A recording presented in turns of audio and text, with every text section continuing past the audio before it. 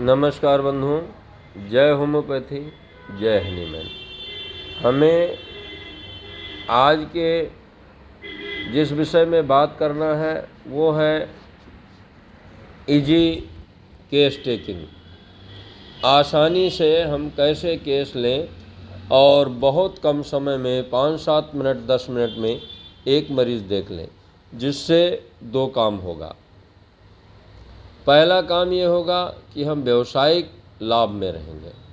दूसरा काम ये होगा हम परमार्थ भी कर सकते हैं। लॉ ऑफ सिमिलियर से मेडिसिन देने से हमारी इन्वेस्टमेंट ख़त्म हो जाती है, हमारी पूंजी ख़त्म हो जाती है और सिर्फ मेहनत का फल रहता है। इसलिए उस मेहनत का फल लेने के लिए, लॉ ऑफ सिमिलियर का इस्तेमाल करने के लिए हमें होम्योपैथिक सिद्धांत का इस्तेमाल करना चाहिए और वो है इजी केस टेकिंग के माध्यम से हमने एकदम शॉर्ट में इसका प्रयोग किया है और करते हैं और आपको सुझाव देते हैं कि आप इसका प्रयोग करिए और फ़ायदा उठाइए। हमें इसकी चिंता नहीं है कि लोग हमें क्या कहेंगे। लोग हमें कहेंगे तुमने इसको गलत तरीके से पेश किया, लोग हमें कहेंगे तेरा ये तरीका ठीक नहीं है। हमें इसकी परवाह न करते हुए आपको अपने को महात्मा हनीमैन का जो संदेश देना है, जो संदेश मानना है, वो करना है। बिना किसी संसार की परवाह किए हमें ये सेवा देना है और ये मनुष्य के लिए बहुत महत्वपूर्ण है। आइए हम देखते हैं इजी केस टेकिंग में हम कैसे आसानी से केस ले सकते हैं और प्रिस्क्रिप्शन कर सकते हैं। तो सबसे पहले मरीज़ आए, हम उसका नाम, उम्र, मेल फीमेल, काम क्या करता है, तारीख और मोबाइल नंबर, ये लगभग सभी चिकित्सक जानते हैं कि ये लेना होता है। इसके बाद हमारा जो काम बचता है वो बचता है चीफ कंप्लेन। हमें उससे पूछ लेना चाहिए आपकी समस्या क्या क्या है, क्यों आए हैं यहाँ, क्या क्या तकलीफ़ है। तो वो जब बता दें, मान लो कह दिया हमको पाइल्स है, बवासीर है, तो अब हमें दूसरा पूछना और फिर दूसरा बताएगा गैस और सिर दर्द और खुजली, जो भी बताता जाए उसको लिखते जाना है। लिखने के बाद हमें उस चीफ कंप्लेन को वहीं छोड़ देना है। इसमें बहुत बारीकी है, लेकिन हम शुरुआत में बहुत बारीकी की तरफ नहीं जाएंगे। जैसे जैसे हमारा अनुभव बढ़ेगा, जब हम 10-20 हज़ार केस देख लेंगे, तब उसके बाद हम ज़्यादा बारीकी में जाएंगे। उसके बाद हमें क्या करना है, रोगी का थर्मल जानना है कि उसको गर्मी ज़्यादा लगती है या सर्दी ज़्यादा लगती है, क्योंकि हमें LSMC के अनुसार केस लेना है और LSMC के अनुसार केस बहुत आसानी से लिया जा सकता है। हमें उसका थर्मल जानना है। थर्मल जानने के लिए रोगी को सर्दी ज़्यादा लगती है, गर्मी ज़्यादा लगती है, बहुत लोग कहते हैं सब कुछ लगता है, तो हमें पूछना है पंखा चलाते हो, जी चलाते हैं, तेज़ की धीमा, AC चलाते हो, जी चलाते हैं, तेज़ की धीमा, गर्मी में सर्दी में नहाते हो, पानी कौन सा इस्तेमाल करते हो, बहुत ठंडा या थोड़ा गर्म अच्छा लगता है, ठंडा कम, ओढ़ते हो या बिस्तरा उठाकर फेंक देते हो रजाई। ये सब चीज़ें क्लियर करने से हमें लग जाएगा कि उसको सर्दी बहुत लगती है। बहुत लोग कहते हैं हमें सर्दी भी बहुत लगती है और गर्मी भी बहुत लगती है। तो ऐसी दशा में हमें ऐसी दवा का इस्तेमाल करना है जिसमें जो चिली और हॉट दोनों हो, जिसमें सर्दी और गर्मी दोनों हो। या तो ये क्लियर करना है कि सर्दी थोड़ा ज़्यादा सह लेंगे कि गर्मी थोड़ा ज़्यादा सह लेंगे, बस यहाँ हमारा थर्मल क्लियर हो जाएगा। दूसरा थ्रस्ट, पानी कितना पीते हो। पानी कितना पीते हो तो सब बोलेंगे खूब पानी पीते हैं या नहीं पीते हैं, कम पीते हैं। हमें उसको क्लियर करना है। खाना खाते हो तभी पीते हो, कुछ खा के या वैसे खाली भी पानी पी लेते हो, और खाना खाते समय भी पीते हो तो एक आधा गिलास पीते हो या 1-2 गिलास पी लेते हो। इससे थ्रस्ट क्लियर हो जाएगा। थ्रस्ट के बाद हमें डिज़ायर आवर्जन, खाने में क्या पसंद है। रोगी बोलेगा मीठा पसंद नहीं है, सब खाता हूँ। कोई बोलेगा मीठा ज़्यादा खाता हूँ। जो क्लियर कर दिया उसका क्लियर है। जो नहीं क्लियर कर रहा है उससे ये पूछना है नमक तेज़ खाते हो, बोलेगा नहीं, मीडियम, नॉर्मल, तो हम तो तेज़ खाते हैं या हम तो बहुत धीमा खाते हैं। आप में कम हो जाए तो क्या करेंगे, बोलेगा डाल लेंगे, एक बोलेगा नहीं डालेंगे, कम है तो कम ही खा लेंगे। आपका क्लियर हो जाएगा। फिर पूछना है, अगर मान लो खट्टा पूछना है मीठा, तो पकौड़ी पूछ लिया और चटनी पूछ लिया। तो खट्टी खाता है तो खट्टा पसंद है, और मीठी खाता है तो, और दोनों खाते हैं तो खट्टा मीठा दोनों पसंद है।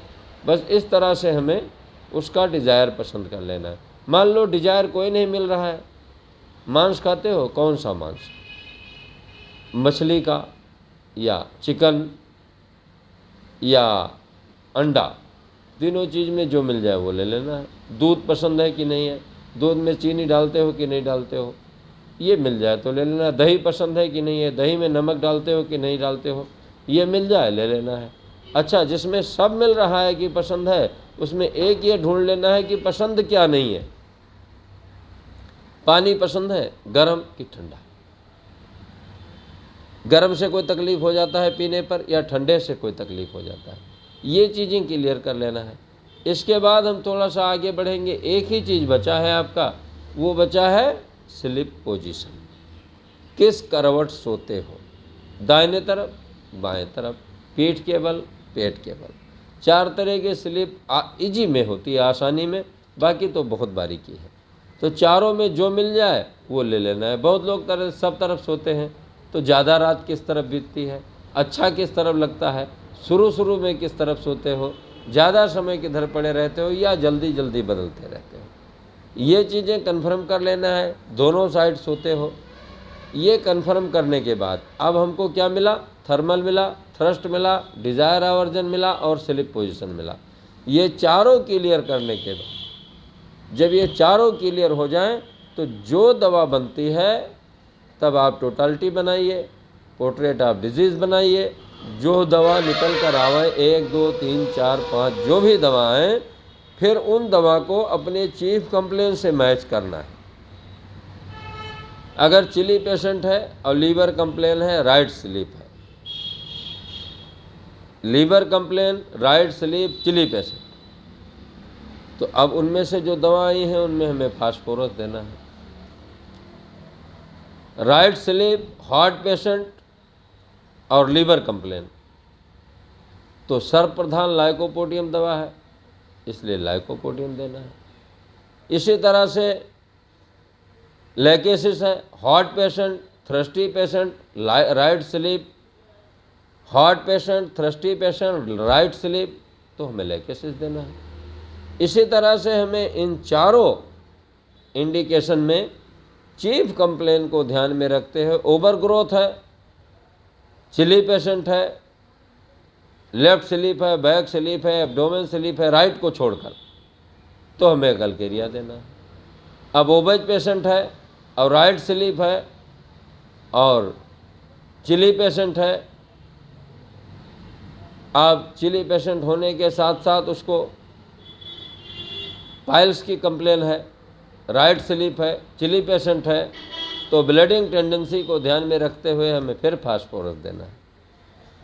इसी तरह से रेस्टलेस है, बेचैनी है, बहुत वीकनेस है, चिली पेशेंट है और राइट स्लीप है और स्वेट डिज़ायर है, तो हमें आर्सेनिक देना है। बस इसी तरह हमें इंडिकेशन जो भी इन चारों में क्लियर करते हैं, वो हमें चीफ कंप्लेन को ध्यान में रखते हुए, राइट साइड स्टोन है तो मोस्टली लाइकोपोडियम आएगा हार्ट पेशेंट में। अब अगर राइट साइड स्टोन है, चिली पेशेंट है और स्लीप राइट साइड मिलता है तो फास्फोरस आएगा। अगर लेफ्ट स्टोन है, हार्ट पेशेंट है और थ्रस्टी है, स्लीप लेफ्ट साइड है, तो हमें सल्फर मिलेगा। इस तरह से लेफ्ट स्टोन है, राइट स्लीप है, हार्ट पेशेंट है, तो हमें लेकेसिस मिलेगा। इसी तरह हम इन्हीं 3-4 इंडिकेशन पर चीफ कंप्लेन को ध्यान में रखते हुए मेडिसिन प्रिस्क्राइब करते हैं और फ़ायदा मिलता है। इसमें पोटेंसी हम पहले क्लियर कर चुके हैं कि 4 दिन 5 दिन 30 पोटेंसी BD TDS, अगर गंभीर दवा है तो 30 BD, अगर दवा हल्की है, कम दिन काम करने वाली है, जैसे रस्टाक्स हो गया, ब्रानिया हो गया और चाइना हो गया, तो ये सब TDS, और लेकेसिस हो गया, सल्फर हो गया, फास्फोरस हो गया, काली कार्ब हो गया, लाइकोपोडियम हो गया, तो ये सब BD में दिया जाता है। 35 दिन, उसके बाद 2 दिन सैक्लक, फिर अगला 3 दिन 4 दिन 200 में ओडी, फिर 3 दिन सैक्लक, फिर अगला 4 दिन 30 में बीडी, फिर अगला सप्ताह 200 में ओडी 3 दिन।